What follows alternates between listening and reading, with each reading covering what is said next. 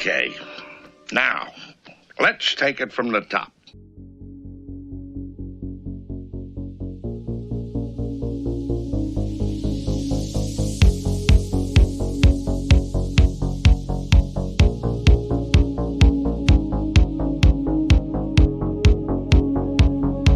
This is the Lowdown Sports Show. Give me the lowdown. With Drew.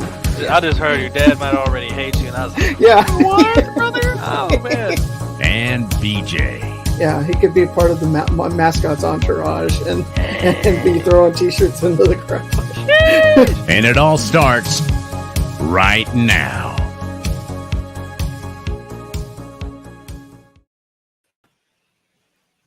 All right, welcome into another episode of the Lowdown Sports Show. I'm your host, Drew. And I'm BJ.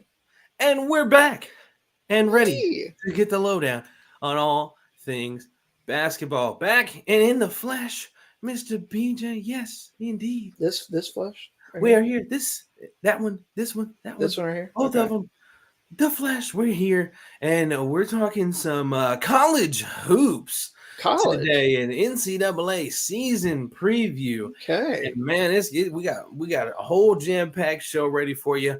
A couple bringing back a segment that you guys in the Lowdown sphere are familiar with, a famous one, really popular one. You guys like it a whole lot, and it's been a while since you've had it. We're bringing it back to you here today.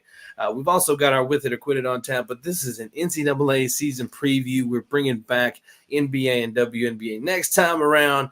We're talking college hoops because that is around the corner, not only for you fans out there for your regular season, but I'm gonna be calling some games myself. Yes, sir. You guys get ready for that. But before we get into all things college hoops here today, we want to give a shout out to our partners, TeePublic, Fanatics, and SeatGeek. SeatGeek is a ticket app that takes the confusion out of buying tickets.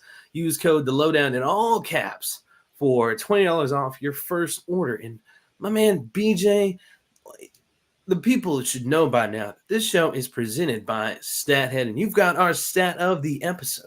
That's right, Drew. And if you don't know, what's wrong with you? I mean, our friends at StatHead have been just giving us some fantastic news and nuggets over the course of our partnership here, going back earlier this year and continuing for a long time to come. And, well, with the start of the NBA season last night, it was not the effort that the Lakers wanted, playing a really good Denver team, fresh off hanging up the championship banner.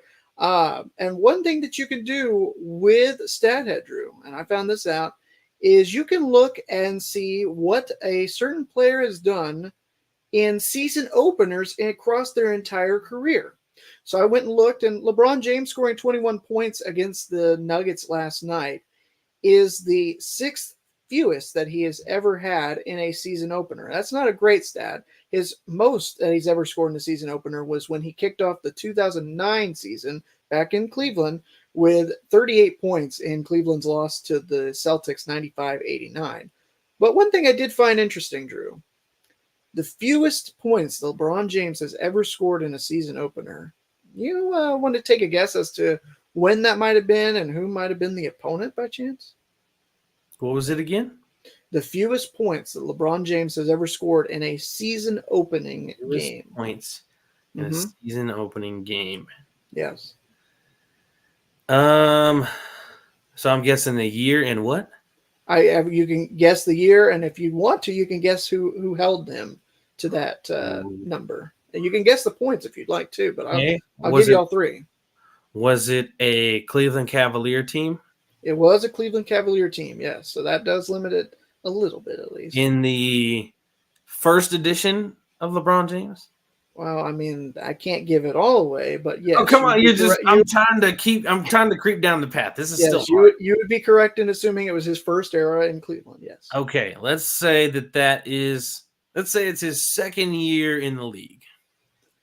That would not be the case. No, Drew. It was not his second year in the league that he was held to a low in the season opener. Okay, I get one more. Okay. Yeah, 2005, his third year. No, another good guess, but not quite. In fact, LeBron James had his fourth most scored points in a season opener in 2005 with Okay. 31. The fewest points that LeBron James scored in a season opener in his career to this point. I don't think that this is going to be topped, though. Okay. LeBron was held to 10 points on 2 of 11 shooting, 2 of 9 from behind the three-point line, when the Cavaliers started the 2007 season off on Halloween night with a 92-74 loss against the Dallas Mavericks. Ooh, really? Wow. Yes. That's a nice stat. Coming off the finals too? Yeah, and then Mavs just punched him in the mouth. He did get his revenge a few years later when Miami opened the season at Dallas in 2011 on Christmas Day after the strike. He had his second highest point total against the Mavericks in a season opener when he scored 37, and the Heat beat the Mavericks 105-94. So it's on both ends of the scale there, Drew, for LeBron in his career. But I thought that was just an absolutely fantastic, not fantastic, but fascinating is the right word. Fascinating stat. Fantastic. Yeah. You're a Mavs fan, of course, but okay, I like that. So that's your stat of the episode. You can look for all kinds of things for a specific player. What's the most that a team has scored in a season opener? The fewest. I mean, the possibilities are endless when you use all the tools available to you with our friends over at StatHead. Yes, indeed. BJ, thank you for that stat of the episode. Very intriguing, interesting. All the fancy words you want to use. Good stat. That's for sure. Absolutely. And hope you guys are ready for the man that we've got coming to talk college basketball with us today. You're very familiar with his voice and his face. He's been with us at the Lowdown before. He did some college basketball talks with us on this platform. Yes. Back when last we had some college hoops. And he's back to talk to us again and talk to you about this upcoming season. That's Coach Tripp joining the scene right now. Mr. Coach Tripp, welcome back, sir. We'd love to have you. Appreciate it, gentlemen. BJ, Drew, thrilled to be here to talk college basketball. Greatest season, sports season, in my opinion. And as hopefully, if you've been sleeping on a rock or don't know, the season kicks off November 7th and concludes with the national championship game April 3rd from NRG Stadium in Houston, Texas. Again? Or it feels like it was just there, wasn't it? Maybe I'll double check that. Maybe I got that wrong. But anyway, we are ready, chomping at the bit to go, and got a lot of stuff I'd like to talk about. First thing I want to get into, if you guys are good with it, is before I get into my top 10, I'd like to talk my top surprise and disappointment from last season, college basketball. Yeah, go for it. All right. So we're going to talk disappointment first because I want to end this segment on a positive note with a surprise, the best surprise of the season. All right. So my favorite college basketball team, anybody who knows me, is the North Carolina Tar Heels. And 4 years ago, when Hubert Davis took over in the 2021-22 season, man, they had a heck of a run. They went 29-10. They finished number 2 after a loss in a championship game to Kentucky. And they had such a memorable year there. Coach Hubert Davis's first year, but they ended the reign of Mike Krzyzewski, beat him a couple of times, beat him on his home court to send him off into retirement. And Drew's not happy about that. He's a Duke guy. Oh, well, it was a that's how you're getting those boos. That's where the boo birds are coming from. It was a fantastic time to be a Carolina fan, and I was so excited going into last season. And boy, the Carolina was the biggest disappointment to me of the college season last year. They followed up that number 2 finish with not even making the tournament. They finished 20-13 after going 29-10 the year before, and they finished 7th in the ACC and did not make the NCAA tournament. So what and that was with having some of their key guys back.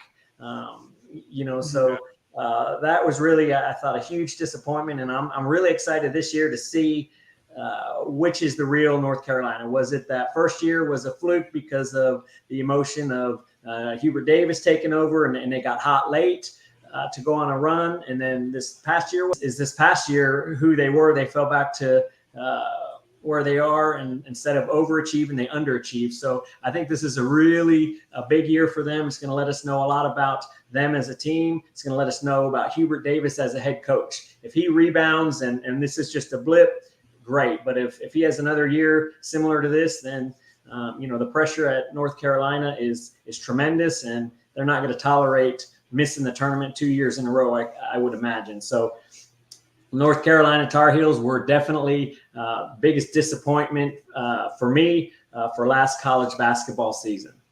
Now I think if we go look at something positive, the biggest surprise, and I think a lot of people would probably agree with me about this, but this has got to be, and there's really how you want to look at it. You could look at a single game. You could look at maybe biggest win in the tournament. But I kind of look at kind of everything together, and I'm looking at the Florida Atlantic Owls, FAU, and they were in 2021-22. They were 7th in Conference USA with a 19-15 record.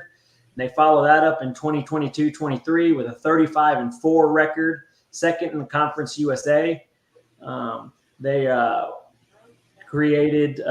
defeated number 8 in the first round of the tournament.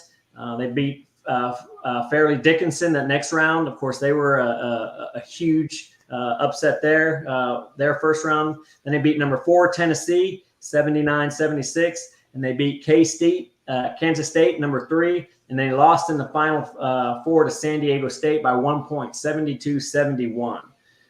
So I thought overall they were the biggest surprise, not just because of the deep run they had, but also coming from that 19-15 year they had the year before, and they then made a deep run, obviously knocking off the darlings of the tournament from the first round, Fairleigh Dickinson 78-70. And so Florida Atlantic, they were my surprise of the college basketball season last year, and they will make an appearance on my next list that we're going to talk about here shortly. But I'd like to get some input or thoughts if you guys agree, disagree, or have different picks for surprises and disappointment, or what are your thoughts? Definitely wanted to pop in about that North Carolina bit from last year being the disappointment. You get Armando Bacot back this year, Coach. Expectations, I mean, gotta be high for Armando as well, coming back as a super senior. I mean, that's a cheat code getting that guy back for another year, right? Absolutely. Yes, that was big. I was when that was happening, and I was kind of following who was leaving, who was staying, and that was a huge get that he was going to stay. And boy, they did not capitalize on having their big man back. Right. No, not at all. It was a big gripe last season having Bacot, a wasted season right off that big time year that they had. There's a lot of teams, and let's see, you said FAU. So, okay, they're not one of the ones that were on this list. They're one of the few I say few schools. They're one of the few or I said few again. They're one of the schools that missed this list. I've been taking a look at it here today. It was about men's college basketball coaching changes. They avoid that, luckily for them. But as far as surprises last year, I mean, initially for me, I mean, it's got to be UConn. I mean, just kind of coming out of nowhere to win the national championship. I mean, everybody else is rocking with every other team in the world that you think of. Everybody, not the underdogs, the 16 seeds and the 12s that get the upset wins. And then, the UConn that hasn't been, championship thoughts in about 12 years since you're thinking Kemba Walker and Shabazz Napier. And then up comes UConn out of nowhere and then pops in a little championship under everyone's noses and leaves the North Carolinas and the Dukes of the world, sitting at home thinking, what's going on here? This is not 10 years ago. What's going on? But Jim Calhoun, yep, you're exactly right. That was definitely a surprise. And the Kevin Hawley squad in 2014 as well, I think was I thought that was a bigger surprise in 2014, really kind of coming out of nowhere. Last year, I don't know if you guys remember, if I'm not mistaken, UConn, they got off to like 11 or 12-0 at one point. They were one of the last few, if not the last team remaining undefeated before Big East play started. And then they lost a couple, and they kind of slid back into the shuffle because when you had Creighton and Marquette and Xavier. I mean, just how many teams in the Big East that are always up there and competing. It's tough for them to kind of get any breathing room. But when they got to March and just the path that they were able to go on, it was kind of not expected. But at the same time, when you remember kind of who they were early on in the year and who they became again as they got to March, I could see it both ways. And speaking of surprises, I know I mentioned last year's surprise. I'm going to talk about a surprise that, I mean, this is just very early radar, but if this is happening in, closed scrimmages, I mean, it's still something to worry about because this team is beating a team that you're not expecting them to beat. And I don't know if you saw this, Coach, but this kind of breaks my heart as a fan of this team.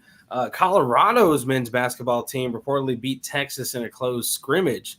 So, I mean, that worries me as a Texas fan. Whoa, Colorado. I mean, we're thinking the hype of Colorado football. What a basketball team going to come out of nowhere and beat my team for? We're over here expecting to have a good season under Rodney Terry this season, and we're getting beat to Colorado in close scrimmages? Hold up. What's going on here? They did receive votes in the top 25 poll, so just right outside of it. So, I mean, there's expectations for this team, but they may be better than we thought under head coach Tad Boyle. What are you thinking, Coach? Yeah, first of all, obviously these types of conversation are why I think college basketball has the best product sport-wise, because you have obviously you've got a very grueling regular season, but boy, that postseason gives if you can get in, you've got a shot. So. Right.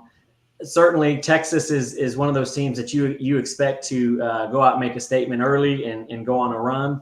But as you said, early scrimmages maybe not looking as good. But that's not something I think that you have to put too much stock into, because sometimes coaches are maybe finalizing some rotations or looking at some different schemes. They may be even game planning for a team down the road. So maybe what they're putting in isn't necessarily what's best suited, against the Colorado in this case. Well, let me pose this question to you. Would it be more of an eye popper if it were, let me give you just a bigger offset example. Texas A&M University Commerce. Let's say they're playing the Longhorns. Let's say Commerce beats the Longhorns in a closed scrimmage. Is that something to raise your eyebrows about a little bit? Is it because of the degree of Colorado's right outside receiving votes? That doesn't mean as much as a team that's nowhere near the rankings beating someone in a close right. I think in that instance where you would at least perceive to be such a disparity or a gap in talent and resources, I think that would be cause for much more alarm, because you would think that the level of talent that Texas has and the number of people on scholarship or that are coming up as the best players from their team, I think that they should have an easier time. Now, when you're going against another, big time D1 who's been D1 for a long time, and you struggle on a given night, particularly in scrimmage, I think there's less room for alarm. Now, if that kind of snowballs into 1, 2, 3, 4 in a row, and into the regular season, then I think, yes, you've definitely got some concern there. But I think on this initial one against a big school like that, who's been there, has the facilities, has the recruiting, and of course, obviously, if you're Texas, you're going to have that target on your back. People are going to give you their best every time, whereas Texas may not have had that same sense of urgency against Colorado, whether or not they should have or not. Right. Would you say that the inverse of that can be true as well? Because, I mean, you're talking about, at the end of the day, it's just, 5 dudes on 5 dudes, if we're simplifying and breaking it down. But I know last year you had Northwestern State go in and defeat TCU on their home court early on in the year. And I thought that said more about Northwestern State and the product they were putting out on the court. And they nearly, had it not been for, I think it was A&M Corpus Christi, they would have been the Southland Conference champions and gone to March Madness themselves. Is that more of a barometer for a team that you should watch out for when we get to March Madness, as a team that goes in and pulls an early season upset like that? I think that's a really fair point, because oftentimes if you can get an upset like that early, you'll build some confidence. And then when you get into that tournament, that postseason play, you've got that experience in your back pocket that, look, we've gone in, and particularly if you went on the road and won, but you've beaten somebody that the experts or the pundits would say you shouldn't have. And so now you can do it. So you've got that confidence going in, and you're less intimidated. Now, and going back to it, if it's the other way, if you're supposed to lose and you get beat, that doesn't necessarily put a black eye on you, but you don't have that confidence going in. When you go in to face another team of that caliber in a tournament, you may have some questions like, look, last time we played a team of this magnitude, we got beat. Can we do it? But if you've already got an early season victory, then you go in kind of, and we've got nothing to lose. We've done it before. It's anything can happen in one game. So it sounds like Kentucky should be really concerned when Commerce comes to town here in a couple weeks. Absolutely. Hey, you can't count on Coach Rowe's team, man. Oh. He always recruits some dogs out there. I remember those younger teams with Willie Rooks and Reggie Reed. Yeah, you couldn't count that backcourt out on any given night. That's for sure. No, you cannot. But man, talk some surprises and disappointments, Coach. Let's navigate on into some women's basketball, some teams to look out over there. I got to experience the Final Four live and in person this year. Lucky and thankful enough to be able to go get the opportunity to create some content out there for the Final Four. And, didn't get to see the earlier games live and in person, but the championship day I did. So the Caitlin Clarks of the world, her and her Iowa Hawkeyes are going to be one of those teams to watch, I believe, in the mix for this year. I'm going to throw out some teams. Let me know if you guys agree with these teams. Of course, the South Carolinas with Dawn Staley. UConn back in the mix. Paige Becker's coming back healthy along with Fudd and company. And I got Virginia coming back into the mix here. They've got an arsenal of players on their team. And Virginia Tech too, if I'm not mistaken. Oh, sorry. I'm sorry. That's the team I was going for. Oh, okay. I'm off here because I was thinking of a name because I saw her right here is Elizabeth Kitley, a double machine, going to be able to lead this team back and have some good basketball afoot as well. LSU, of course, the defending champs, going to come on back. They added Haley Van Lith. They're coming back with a lot of the same tools that they had. Some pieces have gone on, but they've been replaced by some others. So they're still going to come back and be a big part of the mix, fighting for the championship once again. I want to make sure I don't miss a team, and always in the mix, even though they've graduated away some talent. The Stanford Cardinals, Tara Vanderveer and company, they always have enough talent to get there. They still have what's her name? Killing me. Missing the name. I'll find it later. But a bunch of talent on the team, and they're always in the mix. You can count on them to be a part of things again this year. What do you guys think about teams to watch in the I've got one that you didn't mention, and this one is one I think can really make some noise, and they may be Cameron Brink. Sorry, finally. So and this team we're not ranked at the end of last year. And maybe, people aren't talking about them yet, but they should. And look, I'm not saying that they're going to go win the championship this year. They may be a year out, but the team I think we really need to watch this year that no one's going to be talking about is USC, University of Southern California. They were unranked last year at the end of the season, 21-10, 11-7 in the Pac-10. They're sitting at rank number 21 right now. Now they've got a 6'4". They got somebody's daughter, didn't they? Some former athlete's daughter on the team, right? Yeah, we're gonna get to. They got a stud coming. They got Raya Marshall, who's 6'4", averaging 12.7 points last year, 11.5 rebounds.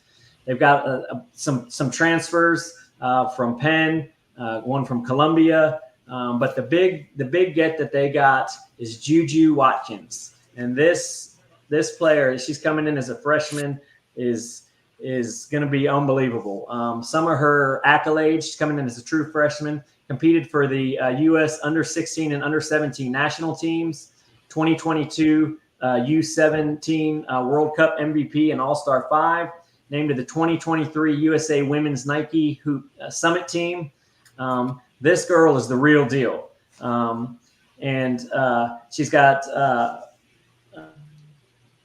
big right there. I think that this is a team that nobody's talking about because obviously you're going to talk about the LSU's, the UConn, obviously always. One you didn't mention in there, Notre Dame as well. Yeah, but I really think that this USC team, if you haven't followed much women's college basketball and you want to kind of find something that's not the traditional blue blood, this is a team to watch out for. Now, did we lose him? Possibly. We've got some weather out there for Coach Tripp, so if we did lose him, which we'll know in a second because it will give him the boot on here, but we've got him frozen. When we get him back, we'll slide him back into our mix here.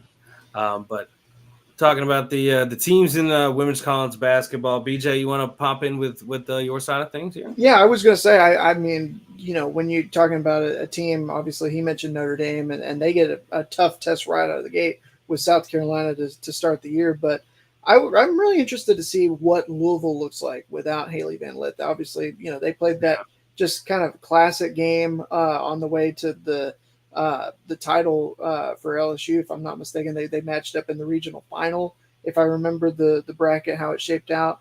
And I'm really interested to see kind of what they are going to look like now. They've got talent returning, as you'd expect from last year's squad. I'm looking at the roster right now.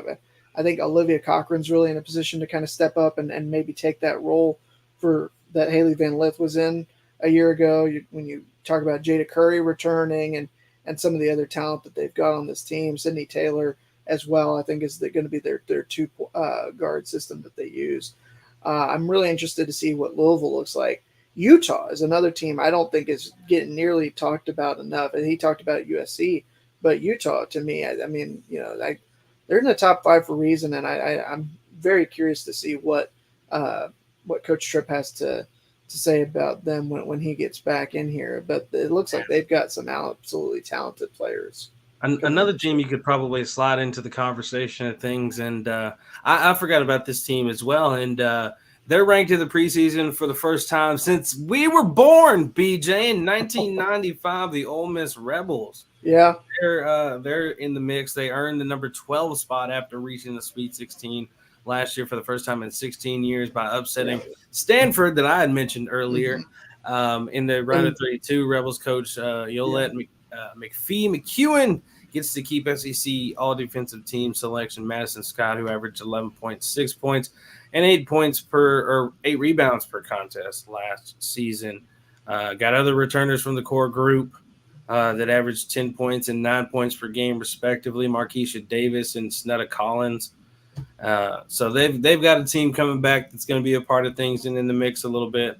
And didn't want to undersell the Cardinals that I was talking about earlier because I had forgot. I couldn't get the name, but I eventually blurted that out earlier. Yes. Cameron Brink, the reigning WBCA Defensive Player of the Year, also led the team in scoring and rebounds.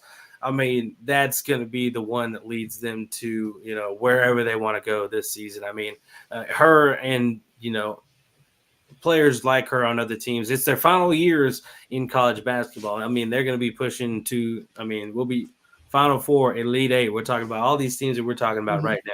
They're going to be in those final mixes or should be. They should be. I mean, and that's the thing that last year, I don't know if this is something that you, if you agree with. I mean, it shouldn't be something you disagree with, I wouldn't think. But from what I remember, the last year was one of the more topsy-turvy tournaments we've had on the women's side. There's a whole lot of chalk that we normally get, year in, year out. There's always some first round upsets, but for the most part, it's very rare that you see as much kind of, two of the top overall, one seeds went down before even the Elite Eight, which I think that's the first time that had happened in 20 something years.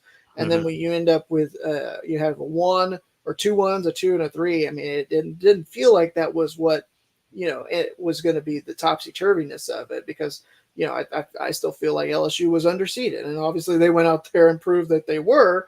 when they won the title as a 3 seed. But they had a very good draw of things and come the tournament time. But you look around at some other teams. Maryland is always kind of up there as a contender. The Big Ten is looking like it's going to be an absolute dogfight because Ohio State has got some players returning as well, and they were not an easy out for Iowa in their run to the conference championship last year. In fact, I think if I'm not mistaken, Ohio State was the regular season champion, and then Iowa was the 2 seed, and they got the rematch in the final. I'm not sure. Maybe I'm wrong on that, but Ohio State starts off in the top 10 at number 7 as a result, and they made a run to the Elite Eight as well, if I'm not mistaken. Just trying to remember back to last season and how much has changed already in that short span. Yeah, time will fly like that on you. One thing we kind of skated by, a couple of teams that have been, always in the midst of the conversation, the South Carolinas and Iowas of the world. We mentioned the names, but didn't get into to great details. We got Coach Tripp back in here with us. We'll slide you back into what we're talking about here, Tripp, as long as your connection is stable with us. If not, we'll just keep on going here still anyway. But with Iowa, they're losing Monica Cesano. Interested how they will replace that position and what she provided, a key piece alongside Caitlin Clark for all those years. Yeah. And now where else will the extra scoring come from? Will they get the extra presence inside? Will they not? What are we looking at with this version of the Iowa team? Same kind of questions for South Carolina, but in a bit of a bigger way as we got Coach back in here now. South Carolina losing a bit of a bigger piece, the same type of big down, well, not same type, but a big down low. The biggest and best big coming out of college basketball, Aaliyah Boston. Yeah. But how Dawn Staley retools. She brings in the talent, some of the best in the league, the ones that want to come out and, beat the big dogs of the college basketball ranks, beat the UConns, beat the LSUs that have stacked up now to beat the South Carolinas. So, but they're coming in, after sending a lot of players into the draft, and the biggest star of them all, Leah Boston. How will they fare this year? Are they immediate contenders again? They're probably not on the forefront of that, just because of, you lose Aaliyah Boston. It's a big deal. But, they still have a whole lot of talent out there, regardless of what they sent to the WNBA. Like I said, she always retools. But, more experienced teams are probably more in the fold. Teams like we mentioned, the LSU is probably coming back. And the Stanford's, going to be there. And, just talking about, some of the teams that got to replace some people, Coach. I mentioned Iowa as well, losing Monica Cesano, and how they'll fare without her. So, going to see how teams go this season and how they fare this season compared to last. All right, I've been popping in and out, so I missed the last part of that. I heard you talking about how Iowa would rule that kind of thing, and then I missed the last. I don't know if there's a question or a statement there. No, you're good. You're good. We were just rounding out, the conversation we were at, talking about teams that are missing, big players and that have gone to the draft. South Carolina graduating a number of players and big stars like Leah Boston, Iowa losing Monica Cesano. But still keeping Caitlin Clark and things like that. So just kind of trying to envision how teams are going to navigate the season, the big teams. And will South Carolina be one of the main teams in the mix, even with losing Aaliyah Boston? Yeah. Will they be a top 5, for the championship? Who I'm thinking, they start off 4th in the preseason poll, and you got to look, I think, and nobody, I think, is at that point that they're going to step in and be the next Aaliyah Boston right away. But you could look at Fegan, you could look at Jaws as a couple of the ones that might be in that position to be the next, potentially, if they're developed the way that we've seen Dawn Staley, have players come in and leave at the top of the class when she's done working the magic wand on them. It's a farm center for sinners out there in South Carolina now. You made a perennial future GOAT in Asia Wilson. And you just sent Leah Boston, who is arguably one of, led in field goal percentage as a rookie. And, an undisputed rookie of the year, obviously, and going to be one of the better centers in league history shipping it off. So, I mean, if you're a center, a really good center in high school, looking for a place to go, probably hone in on all your skills, go to the W, go see Dom. Yeah, absolutely. I was Pretty just saying safe that's bet there. if you can get a spot, that may be tough, Drew. I mean, that may be what everybody's trying to do, but Yeah. only 12 to 13 are able to every year. So that's one thing to keep in mind. Yes, You know, I do. I don't think I got to tell you. I was, thinking over the question he posed about surprises and disappointments from a season ago, and really the team that was kind of disappointing to me, and this has been the case going back now a couple of years, but Baylor is always so good, it seems, in the regular season. In the last 2 years, after they won the title, they finally got over the hump. They made it to the to the mountaintop. They won it all, and the last 2 years, Drew, they've been out in the first weekend. Neither last year. Let's see, it was 2 years ago they lost to the North Carolina team that took their spot on the way to the Final Four and to ultimately to the national title game. And then last year, if I'm not mistaken, they were out. I think they may have even been a first round upset because they were a lower seeded team. Me thinks we don't see Baylor back in the main mix like that anymore. I think they That get was replaced. kind of Yeah, they probably get replaced by some of the other teams that are coming up in the world, or coming like to solidify themselves more often in the mix. Maybe the Ole Miss of the world. I know Duke women's basketball is starting to tool themselves together, a really good team. But my man Tripp over here dealing with a lot of rain, but it's okay. We deal with weather all the time, and me and Yes, DJ, we do this, so we keep it on going. But perfect time to get Tripp back in here because it's now time for Coach's Corner. Well, Coach's All Corner. right. I want to Maybe. talk. Perfect No, segue. he's good. hopefully. He's good. Okay. All right, good. He's here. I want to talk about the rise of women's college basketball. And really, you can apply this kind of across the board to women's sports. Obviously, the popularity is growing. For a long time, there were some naysayers who thought it would never reach some popularity. And look, I want to give you some statistics and talk about a couple of things, and we'll look at we'll talk about last year in a minute, but I want to talk about the year before because we set some records with respect to viewership and things like that. And I think it's important to put that into context. And if you're not a fan of women's college basketball or women's sports at all, you need to get on that bandwagon. Yeah, you definitely should be. Man, it is so exciting, so fundamental. These ladies are so talented, and it's a really great brand of basketball. WNBA, same thing. I'm much more of a college fan, but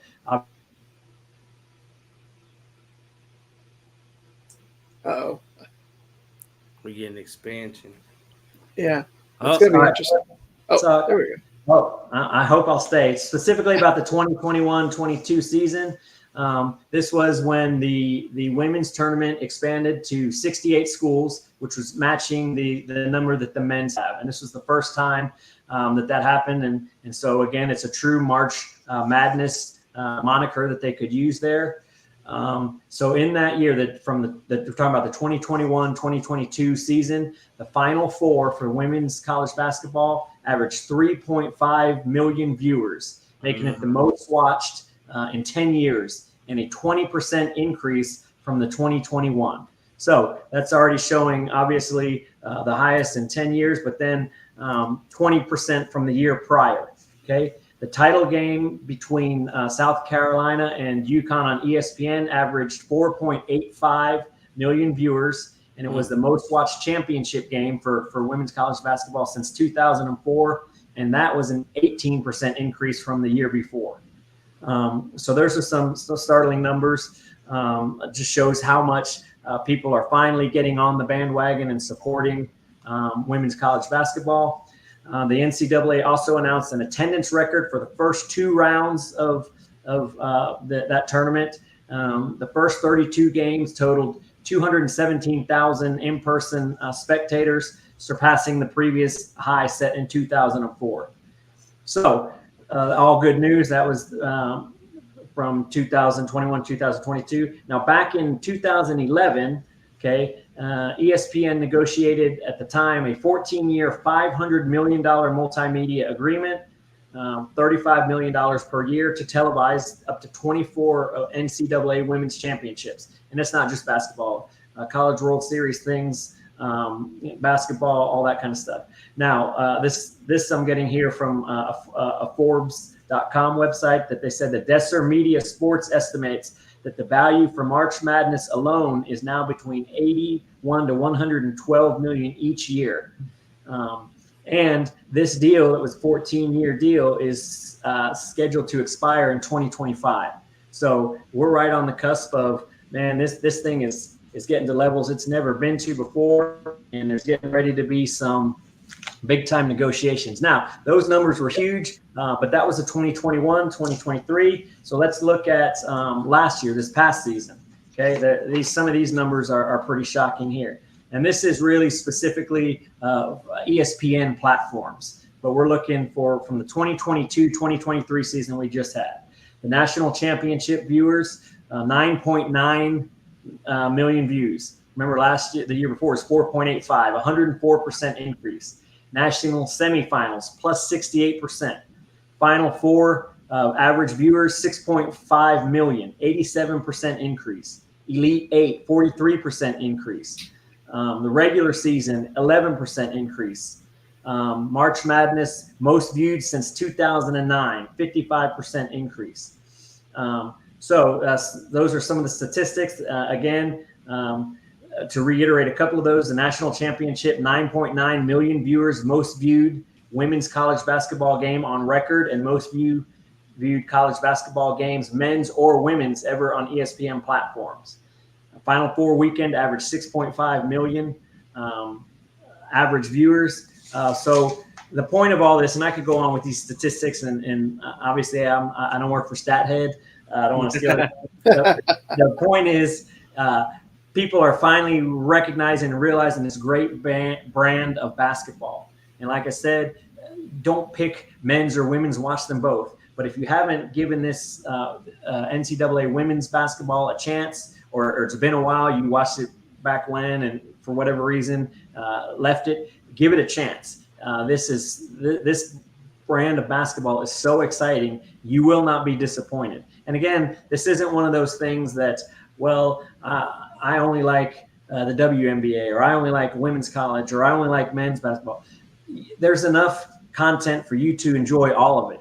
And you shouldn't be such a purist that maybe you're only focusing on one. Focus on it all. But I think these numbers, these statistics are telling that people are recognizing and realizing what's out there. Another extremely entertaining, competitive, fun to watch, accessible sports for you sports junkies. So my coach's corner, my idea here is that, man, there's so much great basketball happening. And look, we always talk about, man, we can't get enough of basketball. I know I've been guilty in the past of watching the men's tournament. I wish there's more. I can't get enough. Well, there is more. It's just on the women's side. So watch that, follow that. And man, hopefully you get a situation like we had a few years ago with Baylor. The men's and women's are both right in it. Boy, what a treat that is. But I just really cannot emphasize enough how much fun this is to watch. And if you're not a fan, man, 9.9 million people are telling you you're doing it wrong. So that's the coach's corner. Coach, what year was the first year that they started broadcasting all of the tournament games? Like, I know for a while they would have certain ones that they would choose and pick on the networks, but this, like in the past 2 years, I feel like was the first time that they started to broadcast every single game on the platforms. And I wondered if that may have been part of the reason why there was such an increase, because finally you had all of the all of the options for the entire tournament were available in that specific, you just had to find which channel they were on. Right. That's a great question. I'm trying to look that up now. That's a great question. And that certainly would give some reason as to why more eyes are on a product, because there's more opportunities to see it. So I'm going to see if I can look that up. Well, this is a perfect time for you to find that information. We can tell our lovely friends and all our listeners out there about our partners at TeePublic.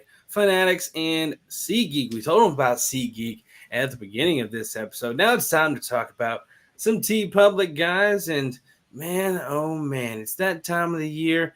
It's getting a little chilly out there. I mean, it's super chilly up here for me. It's way colder up here. But BJ, it's even getting cold down there for you. And even though at TeePublic there's no there's no sale going on right now, you can still get the gift of free shipping. It's about the time to get your clothes and your closets filled with some clothes that keep you warm this fall.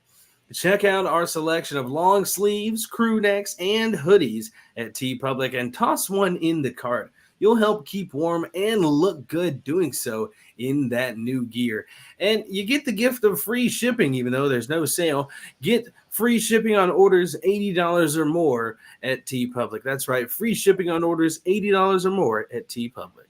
Yeah, we're just in that time of year, Drew, where it's cold in the morning, like in the 50s when I'm going into work, which you're saying in the 50s when you go to work, that's my high for the day. I know I can't, can't control anything like that, but it is still warm when you get done with work in the afternoon. And so for me, what I might do is I might wear a crew neck in the morning, take it off, and rock some Fanatics gear in the afternoon, maybe wear it underneath the crew neck from TeePublic until it gets warmer outside when the sun comes up. I just saw a clip, Drew, from earlier this year.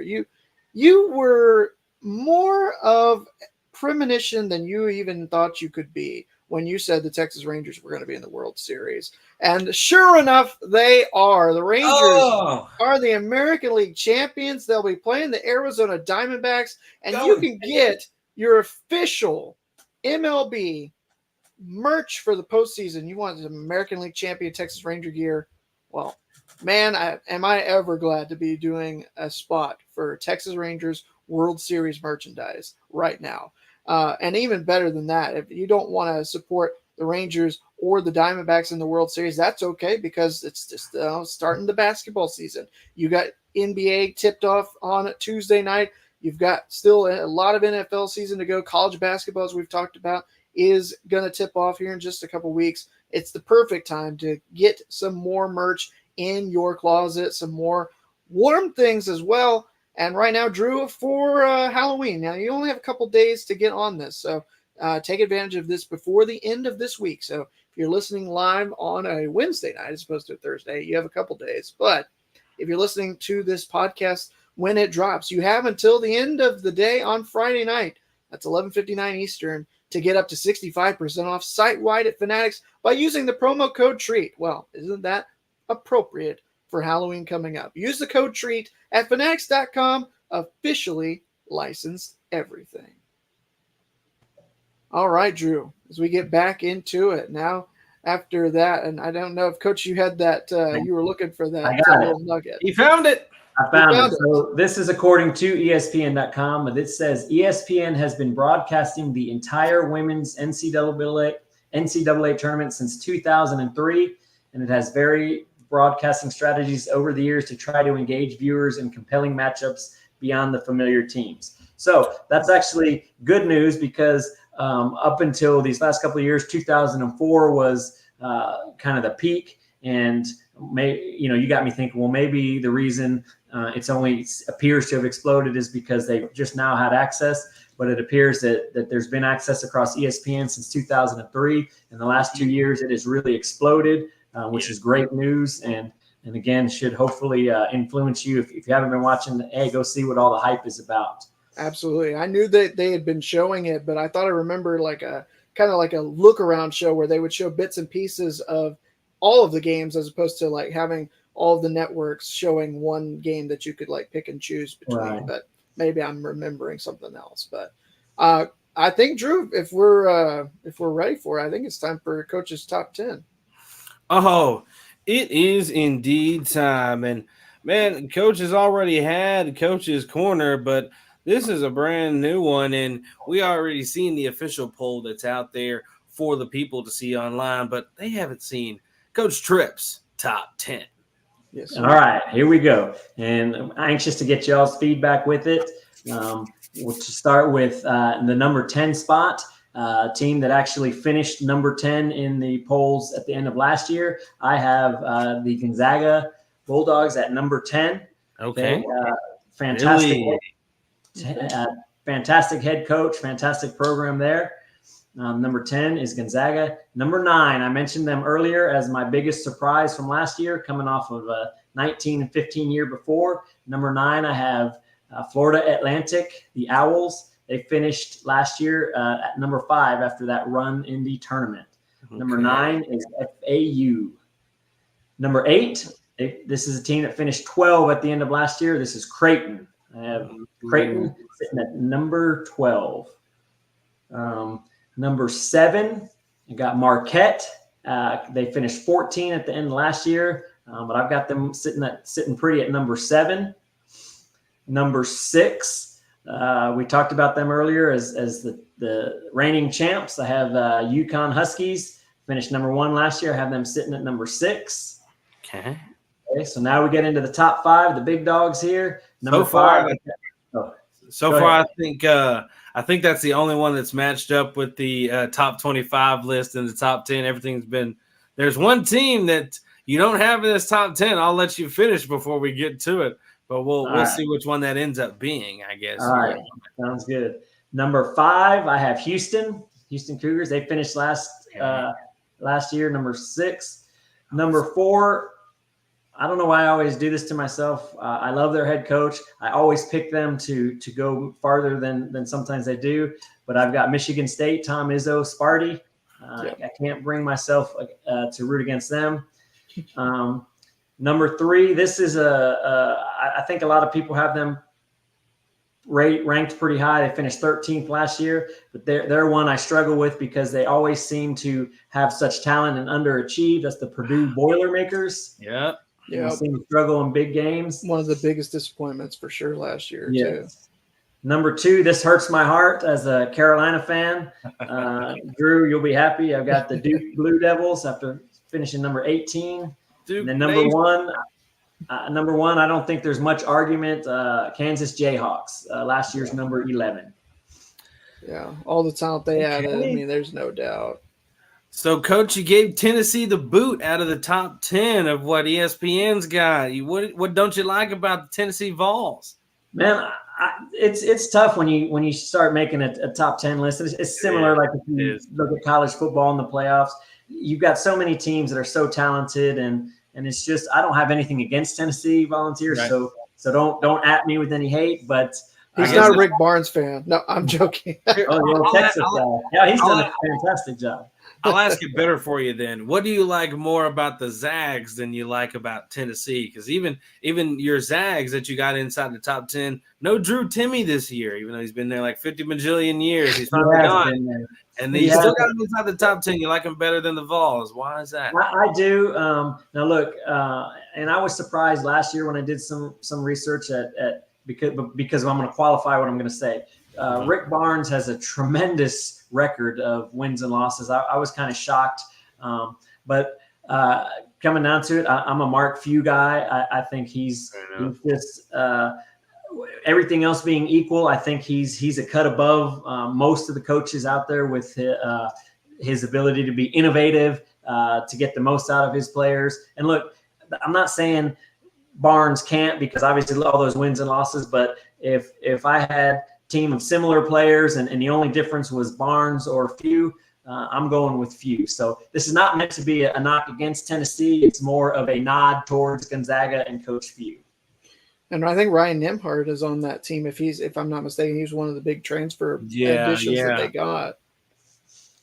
Yeah. So anyway, I'd love to hear, aside from Tennessee, anything glaring that you vehemently disagree with or agree with. I definitely agree with the statement about Purdue. I mean, you're just you're going right out of everybody else's mouths to say the same exact thing, because everybody's been saying it for years, because they continue to prove it year in and year out that they can't step up in the big games and do stuff when it's big time tournament time. And Purdue, I mean, yes, we're gonna have them with a nice ranking right now. Yes, they're gonna have a good season. They'll be a nice team. They will trick us and be like, man, this team could win a championship.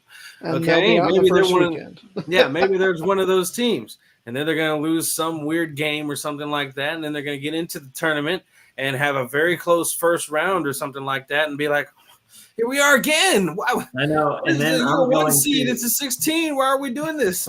yes. And then I'm going to, like I do every year when I pick them, I'm going to be like, why do I do this to myself? I know better. I tell myself every year, not again. And here I am doing it again. Like anything beyond a Sweet 16 trip, what are you doing? I mean, that's just I don't know why you're being so nice to these guys. Even a Sweet 16 be far too generous. As good as Edie is, I don't know if you feel this way, Coach. Does it change the way they are? Are they just maybe they got a great player, but they're not a great team because of how good he is? Is that something that if you can kind of limit or just kind of say, okay, that he's going to get his, but if we can take away the rest of the squad, they're in a lot of trouble. Yeah, absolutely. That is a great point because you'll try to limit him as best you can, but know he's going to get his. But if you can make him not the first option, but kind of the only option, and a lot of times, sometimes when you take those other guys out of the game a little bit, through ball denial, whatever, they'll kind of sit around and watch, and then it becomes kind of almost a 5-on-1, when they're in the half court. So I think that's a tremendous point, and hopefully they're breaking down film, watching, and figuring some of this stuff out because they've got so much talent, and it's just always a woulda, coulda, shoulda. And Got a couple of specific questions here for you, Trip. Of the teams outside your top 10 right now, after the first week of games or from now until you come back on with us within the next near month, what team would you expect to enter your top 10? Oh, okay. Let me look at my list here. I'll toss you some nice names, see if they pique your interest. Okay. Arkansas. Ooh, okay. Texas. Okay. North Carolina. I'd love to say yes, but I'm going to say no. St. Mary's. Potentially. Miami, potentially. Or Villanova. Oh. Arizona, maybe. Yeah. If I'm going with those, I might go Arkansas, to get back in there. I saw you trying to bait me with that North Carolina, but I'm not falling for that one. I already fell for Purdue. I'm not going to fall for Purdue. Well, you can fall yourself right back to the NIT. Doggone it. Get back over there. Get over there. Oh, man. The other thing I was going to ask, Coach, and you may not have an answer for this because it's kind of a rare situation, but I want to just ask it just in case some team comes to mind that you know of. What team do you know of, possibly in this year's rendition of college basketball, could be passed, that has, and let me create the scenario for you, a mostly new team? I want to say 90% of a new team. Let's talk Deion Sanders, Colorado type. We got a whole new team of transfers up in here, and we also have a new coach, but this coach is a winner coming in, not like championship winner, but good regular season winner, proved that he could possibly win in the postseason, and only got a couple of returning guys from the program. Okay, well, the one that comes to mind, and this is way back, probably before y'all's time, and I don't even know if the coach was new at the time, but the one that pops to mind, and it was new, not as transfers. In fact, they didn't even have transfer, but was Michigan, the Fab Five. Mm-hmm. They brought in those 5 phenomenal freshmen, mm-hmm. And they basically they started from day one. But as far as current iteration, I would have to. I don't have an answer, but I will search it up and maybe throw something out on Twitter. Once, You could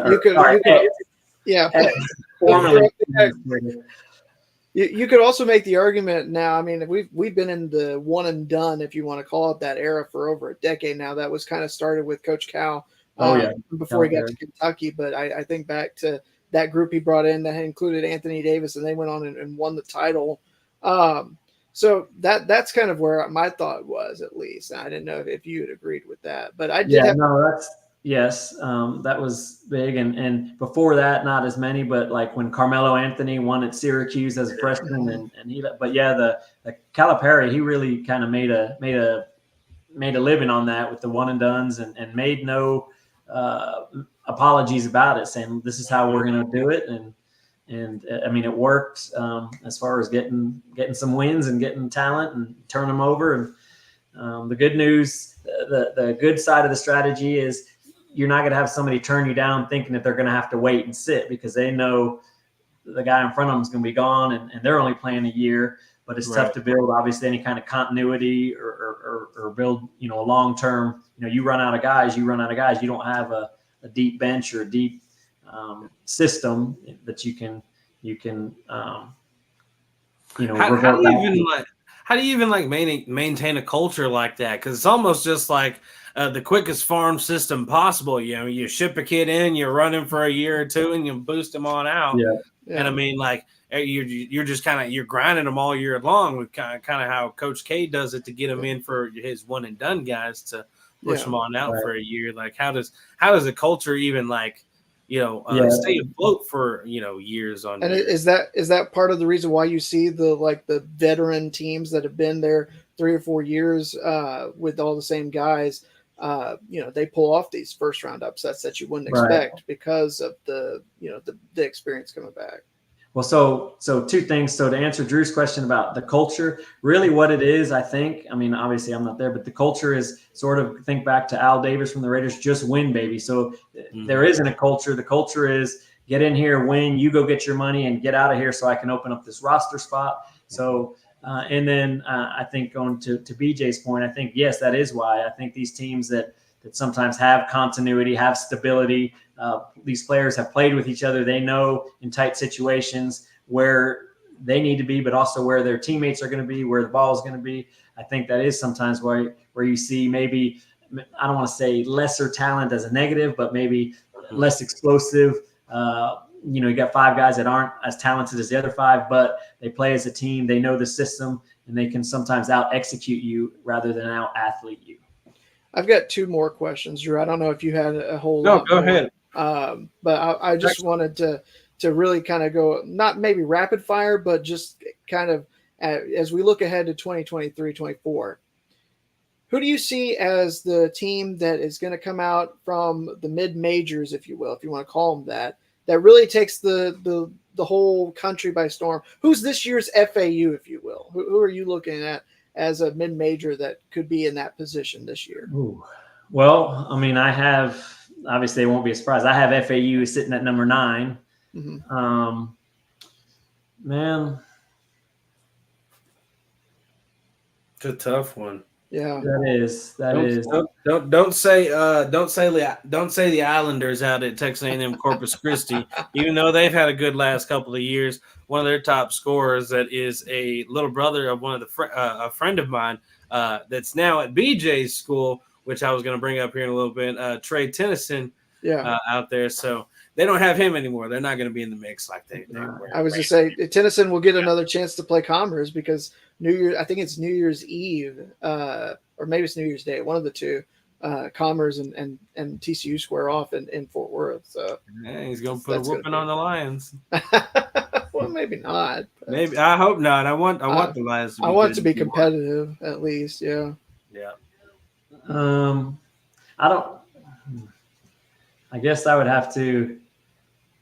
I don't know that there is anybody that jumps out. Like I guess I'd feel better about this question once I've seen a few games. Absolutely, yeah. Probably not a fair answer for me.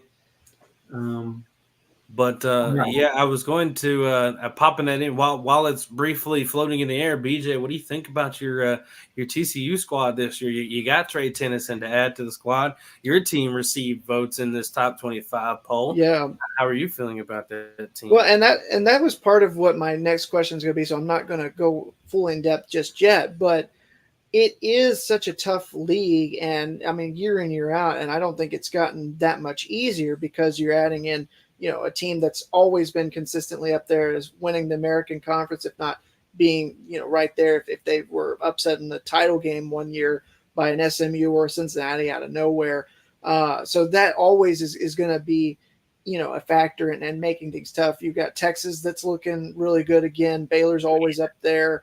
I think that this is a team. I mean, we're talking about what Jamie Dixon has done the past 2 years is almost unprecedented in terms of what we're expecting from the basketball side of things. Not just to make back-to-back tournaments, but to win a first-round game in back-to-back years. That may have only been done one other time before in TCU program history.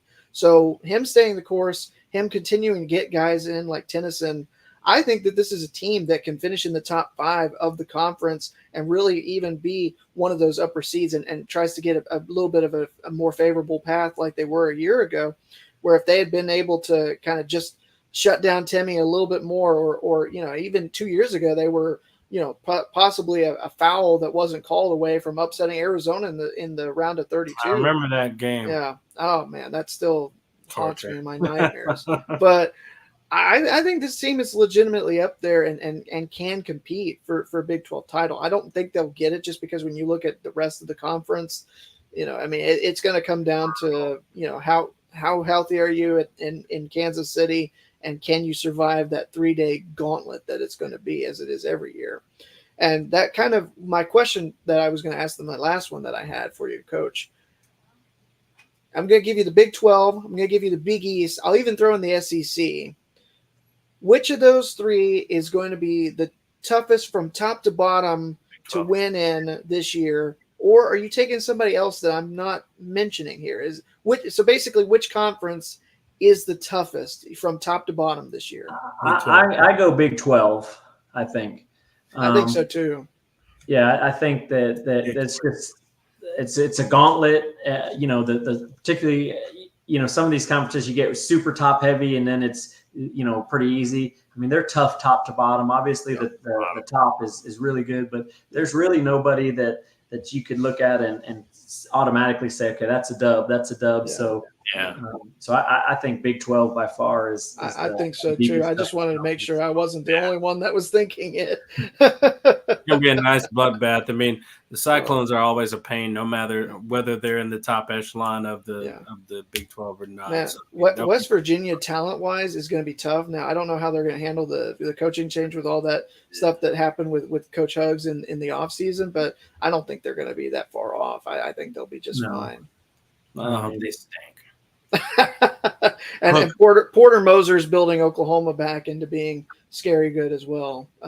Yet again, Texas Tech is always a tough out, especially at home, and even if they're not having the best of years, they were not a gimme last year. So it really is. I mean, when you look at it, even the new additions, they're not. I don't think they're as up there, but it's not going to be easy to win at those places. No, I agree. Well, that is we've already actually rounded out Tripp's top 10. So you got Tripp's top 10, guys. Looking forward to see what plus some Tripp's top 10 plus some, and we'll see what Tripp's list looks like the next time around. We take a look at Tripp's top 10 list, and of course get that other edition of Coach's Corner the next time around as well. And ladies and gentlemen, it's now time to play a game. Ooh, yeah, this is fun. Game. It's been a while since Coach has played this game. That is for sure. Have you ever played, Coach? Have you ever been a participant? I don't believe I have. He hasn't been asked a question. Really? I get the honor. Well, he knows how the game goes, right? Maybe explain this to me. I don't. Okay. What's the? This one's really. I mean, this it's super simple. This is with it or quit it. For the famous game is just 5 questions we ask our guests or our additional host here today, for our college basketball here today. Just simple questions. I mean, the topics are all over the place. Sometimes they're sports. Sometimes it could be ice cream. It could be potato salad. It could be hot dogs. It could be BJ's shoes today. Who knows? Oh, they're stanking. No. Man, took mine off. You smell my feet in here? That's what it is. Okay. But the questions from 1 to 5 can be anywhere, and we just ask you the simple questions of if you're with this here question, if you're down with that type of thing, or if you're going to quit it, you're not with that type of stuff. Gotcha. Right? So super easy, and whenever you're ready to go, we can go on to it. I'm the man asking the questions today, so this is where you go. This is where the questions come from. All right. You ready to rock? I'm ready, baby. All right. Well, let's do it. We're here for With It or Quit It. And without further ado, Coach Tripp, we have question number 1. Question number 1 for you, Coach Tripp. You have had a player in your coaching time, in your time as a head coach, you have had a player average 25 plus points per game with you as their head coach. With it or quit it? Well, I got to qualify this because I've just been an assistant coach basketball wise. Okay, we'll just say coach then. All right, there we go. So let's see. Average 25. I am going to say, as far as I know, I don't have record books in front of me, but I'm going to say quit it. Okay. I was trying to pick a number of like, I don't know what's been Atlanta way. I don't know what kind of bucket getters y'all have had over the years, but 25 felt like a safe number. 30 felt like a whole lot. And I was like, okay, the way people get 20, so the way T-Mac talks, I thought he averaged 25 a game every time he was out there. 7 threes, all of them threes, all 20 of those threes. Yeah.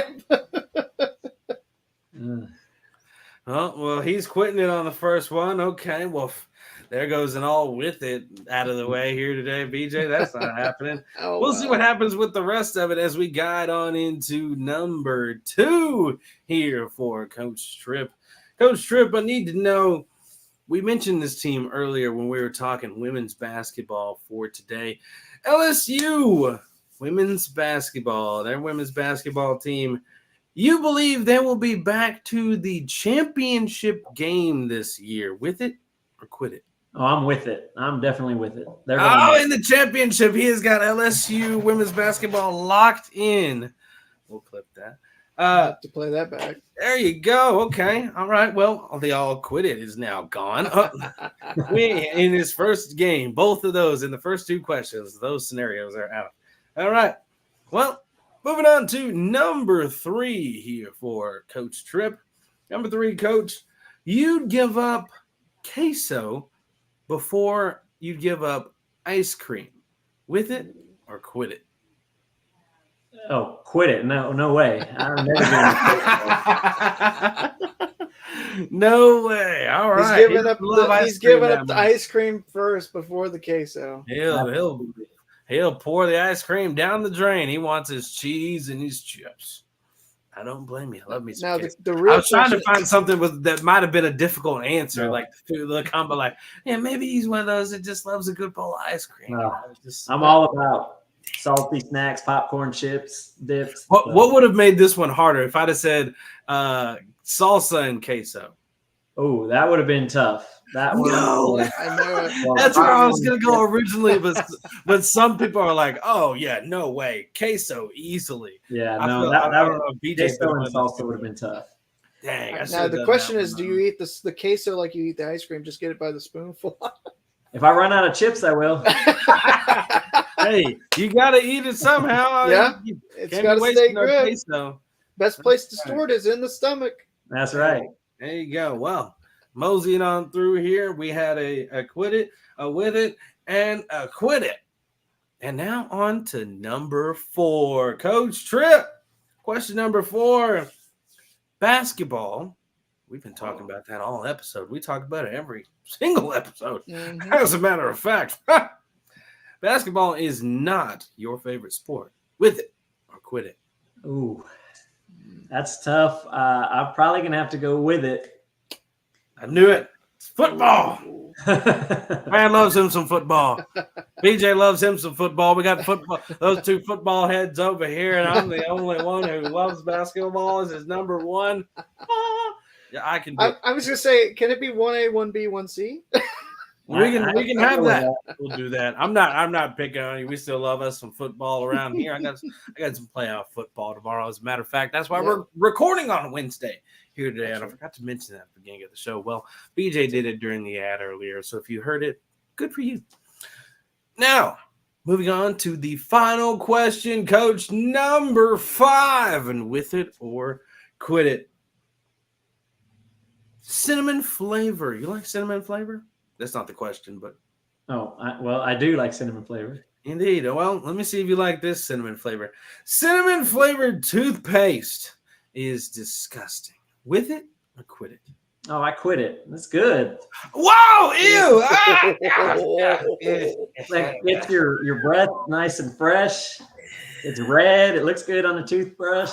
No, it does look cool on the toothbrush, but Yeah. it's definitely nasty. Ah, You got to have a mint on the toothbrush. I think I'm with Drew on that one. yeah. Well, shoot, man. Hopefully, you'll be around to ask him questions next time he's back with us. Hopefully, it spins the block like that. But, Coach, that's your first ever edition of With It or Quit It. Enjoy Have it. fun.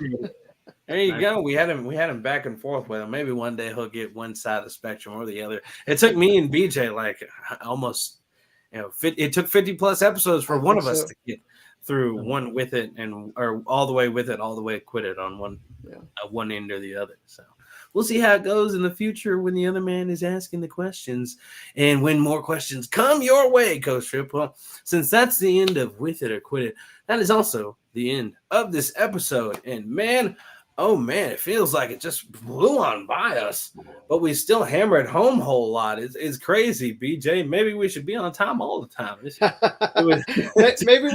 Maybe Coach should be a part of it going forward the rest of the way. Yeah, real Coach in for every episode. He's the only reason we were actually on time today. Normally we got another half hour in this episode somehow. I don't know. And we feel like we got everything here today too. So. Well, hey, good content, Coach. We enjoyed having you on here. Before we close it out, do you have anything to add, Coach? Oh, I do need to make a correction, and I got too geeked up to talk about college basketball, and I gave the wrong. How embarrassing! The start of the season is November 6th. I gave you last year's, and the championship game is April 8th from Glendale, Arizona. So that was my bad. I got so excited talking about it, so I apologize. But it's guys, I had a great time. Thanks for having me on the show, and I always love talking some any kind of basketball, but college basketball in particular. So ready to kick this thing off on November 6th, and I got to go check for Drew. I got to go see how many points Wemby's put up on the old Mavs tonight. Oh gosh. It just started, so 0. Go see how many points Kyrie and Luka are going to put on Wemby here tonight. I need to see. That's what I'm waiting to see, the acrobatics. Well, Kyrie puts on a show and does some of the craziest move with his acrobatics, finishing at the rim. How is he going to finish over this guy? And if he does, it's going to be like 50 feet into the air, the perfect English off the glass and into the hoop without even making the net move. It's the up fake, thinking he's going to go with the right, switching at the last second, doing a Jordan with the left. Behind his back, brushing his teeth, and then throwing it up in the air. And then with cinnamon toothpaste. With cinnamon toothpaste. Oh, no. Goodness. Kyrie, you don't need cinnamon toothpaste, brother. I promise. It's not good. Don't believe Tripp. Don't believe Tripp. But, Coach, we definitely enjoyed you being on the show, and we look forward to having you on for some more college hoops as the season goes on, bringing you in here. And I'm going to try and pick your brain about my team once we get going as well. We start our season tomorrow, and that hypothetical that I threw earlier at you with the brand new team, winning coach, and only a couple of returners, that's what I'm looking at with my men's team. Got mostly all transfers and freshmen coming in with just a couple of returners, a brand new winning coach in a new environment, and we're going to see how this thing all gels together. And hopefully it works out, man. Best of luck for sure. Yeah, the other side of things, preseason poll came out for those girls ranked number 8 going into the season, trying to get a ring this year, man. I'm gonna talk to y'all about it, Coach. We're gonna talk all about it when we get you back on next time. He'll be back next month for some college hoops. College hoops gonna be in a week or two, and we're gonna chat about it with Coach. And man, guys, make sure you follow us wherever you get your podcasts, wherever it is, Apple, Spotify, those other audio platforms that have them as well. I think they're shutting down Google Podcasts as well, by the way. So if you're a Google Podcast, you might need another platform, buddy. And if you were over on YouTube, we appreciate you. Make sure you like the video, leave a comment on it for sure. We definitely check back the comments, and hit that subscribe button, of course, over on YouTube as well. And guys, make sure you rate and review the show over on Apple and Spotify. You can rate on both Apple and Spotify. You can only review on Apple, but make sure you get those in. Give us those 5 stars. We'd appreciate it so much. And guys, new episode coming next week, going around the association, because we haven't talked about NBA and WNBA in a while. We got to get you all caught up on all the things involved in all of that. Hope you guys will be around in here for it on the next edition of The Lowdown. See you next week.